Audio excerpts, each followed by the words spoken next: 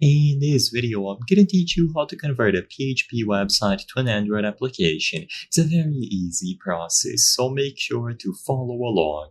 If you have developed something in PHP, like a website, and you want to convert it into an Android application, you can do so by using HopWeb. So look for the APK or any install method for HopWeb on your Android phone. You will need Android 8.0 or above.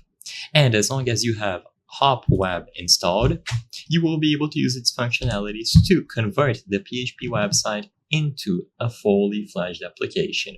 So open HopWeb, create a PHP project by using the Create Project button, and then make sure that you check PHP template. Once you create this, you will be able to proceed. If you have a pre-existing project, you can choose the Import Project option and choose the zip file of your project instead. Now, use the option at the top left with these three lines to open the menu.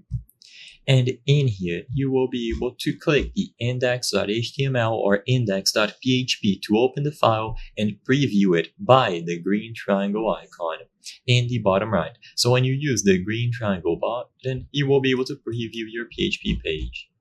Now, you can find the registered accounts information in the data folder. So usually it's going to be in website and in data, and you will see it as a users.json file. You can delete this if you want to delete registered accounts. And to customize your app, you will be able to open any of these files. Now, if you use the Publish Your Website button at the top, at the side of PHP Server, you will find Convert to Android Application. So by using this, it's going to generate an APK containing your PHP website that has been converted into an application. You can customize various different things, including the icon.